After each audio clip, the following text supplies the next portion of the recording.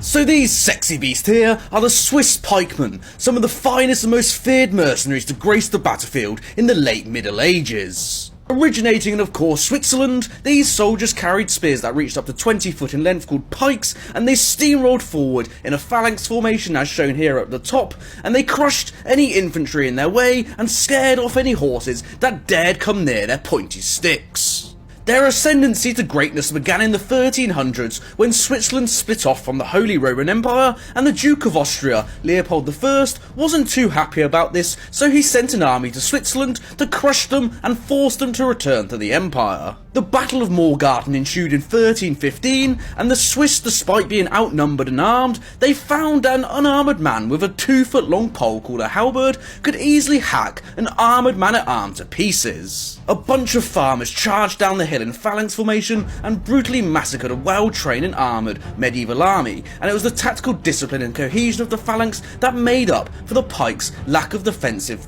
capabilities. The Swiss soon began to make a name for themselves in battle, slowly adopting their longer pikes over time, and their finest moment of bravery came during the Battle of St. Jacobs and De Beers in 1444. A small force of only around 1,500 pikemen went up against the might of France and 30,000 highly trained men-at-arms. Of course, the Swiss, being absolute mad lads, charged the enemy in pike shields against all odds and put up a heroic last stand. One contemporary account of the battle tells us that the Swiss ripped crossbow bolts out of themselves and carried on charging forward even when they had been pierced by spears and lost their hands in order to avenge their own fallen. While only a handful of Swiss survived, the French lost up to 3,000 men and withdrew their army from Switzerland shortly after this encounter. Their key to success in battle was to constantly advance regardless of what was in front of them, and they soon became some of the most sought after mercenaries, mainly fighting for the French and Italian during their wars.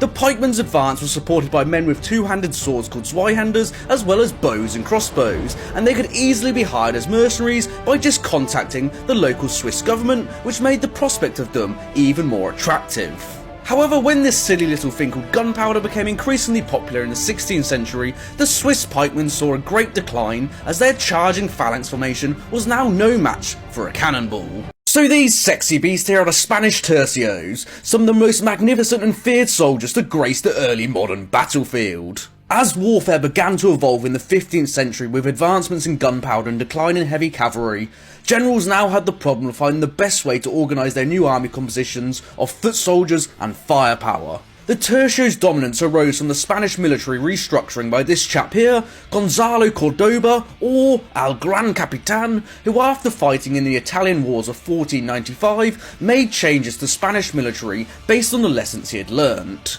The loose formation and short swords used by the Spanish infantry at this time got absolutely decimated by heavy cavalry and pike formations. Cordoba introduced the pike to the infantry, modelled after the Swiss, and the arquebus, an early shoulder-fired heavy gun. His army received rigorous training, and rather using them as a general force on the battlefield, each unit was assigned a specific role, allowing it to manoeuvre individually for tactical flexibility and gave it advantage over the compact Swiss pikemen. In battle, the Tercios formed hollow pike squares around 10 men deep, which repelled cavalry, and placed their arquebus gunners on the corners, which could easily manoeuvre around the square, allowing for offence and defensive versatility. At this time, the arquebus could only fire around 1 shot per minute and was extremely inaccurate, so volley fire was necessary, and one line would shoot and then retreat to the back and the next line and so forth, and the pikes were extremely important to defend their arquebus gunners. The squares would also be filled with swordsmen and slingers sometimes, but these were eventually phased out for more gunners as gunpowder grew in potency. Their squares would be staggered in a sort of loose dragon tooth formation, where the trailing end of one square would be level with the next front end of the next square, allowing maximum fire on opposition armies. Instead of being drafted men or mercenaries, the Tercios were highly trained professional volunteers, and we get our first mention of them in 1534 with the Tercios of Lombardy,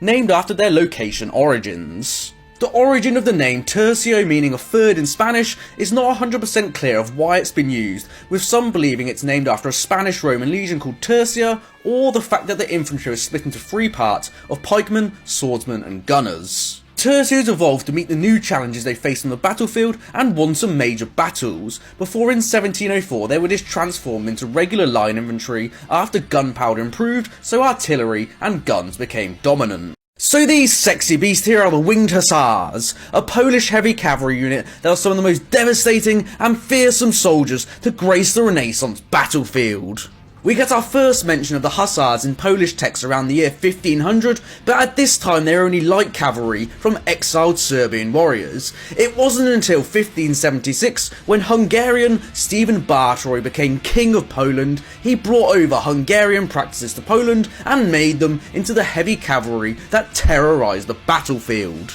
The Hussars knew one tactic in the midst of battle, and that was to charge, starting off in a loose formation at slow pace before slowly speeding up and compacting before crashing into the enemy lines. The age of the Hussars was pike and shot though, making cavalry less effective. However, their loose formation when charging to begin with meant that firearms could only get about one shot off on them, and they created a brilliant lance to gain the advantage over pikemen. A knight's lance couldn't be as long as a pike due to it only being one-handed. However, the Hussars created a hollow pike, making it lighter, more robust according to physics, and it could now be longer than the pike, reaching up to 6 meters, whereas the pike only reached up to about average of 5. They were an elite unit which required top-tier military ability to enter, as well as possessing the correct horse and supplying your own equipment, so it was a costly endeavour to join them, so most of them came from well-off noble families. Now, horses don't really like charging into things, especially thousands of men with pointy sticks ready to kill them, so the Hussars specially bred Polish horses with those in the Middle East, so they would be fearless, fast, manoeuvrable, and had extremely high stamina. The value of these horses would be comparable to that of a whole village, and selling one abroad was forbidden under the penalty of death, and it was these horses, as well as their extremely high morale, which gave them many famous victories in battle. Their wings though is what made them unique to other cavalry units, and they would be made from feathers from birds such as eagles and vultures, attached to a wooden frame, which was then attached to the saddle or their armour, and there's a few different theories of why they had wings. Unfortunately, they didn't allow them to fly, but they were used to intimidate the enemy instead, as a full unit of Hussars charging at you at full speed would have caused massive psychological damage as well as physical, and sent your whole unit into disarray. They are also said to be blessed by God due to some of the victories they achieved, such as the Battle of Kyotin in 1621, where 600 Hussars drove away 10,000 soldiers. So these sexy beasts are the Landsknechts, Germanic mercenaries who are some of the finest and most feared soldiers to grace the early modern battlefield. After being so impressed with the beastly Swiss pikemen, Holy Roman Emperor Maximilian I wanted in on a piece of the action, so began raising his mercenary army in around 1486, taking heavy inspiration from the Swiss pike squares as well as the Hussite wagon forts. Landsknechts, meaning servant of the land, were recruited from all members of society, from peasantry all the way up until nobility, and these were men who were used to carrying weapons and living pretty savage lifestyles. Discipline through harsh punishment and leadership by example were heavily emphasised in order to bring all the men in line, but they were exempt from laws which dictated what colour clothes each social class could wear, so they dressed in some absolutely garish colours to flaunt themselves off. Maximilian thought his troops deserved some luxury as their life expectancy on the battlefield would be pretty low, so they dressed in extremely tight or loose clothing, as well as having these feathers fitted and wore outlandish codpieces in order to show what fearsome warriors they were on the battlefield and scare civilians. These were some of the only clothes they had as well, so soldiers took garments from defeated enemies to enhance their look, and some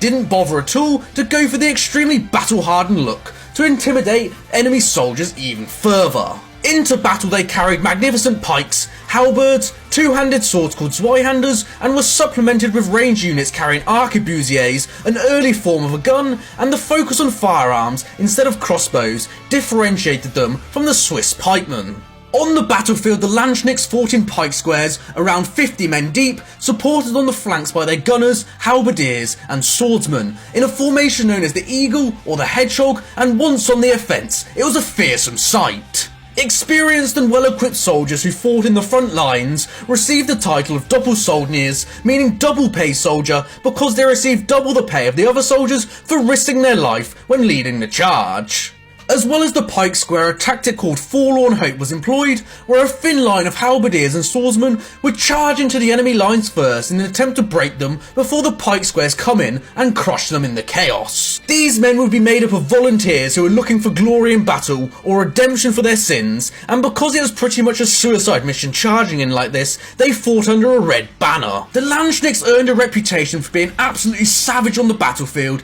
and were highly sought after mercenary during the European wars. However, they weren't afraid to desert or mutiny an army if they weren't paid enough. Their reputation slowly declined after around 1560, after the hot new young thing came onto the scene, the Spanish Tercios, as well as having their bravery and discipline questioned on numerous occasions. Their ill discipline soon saw them replaced by a new system of recruiting, and apologise if I mispronounce this, called the Kaiserliche Fuschnet, which was less reliant on mercenaries and people only loyal to money.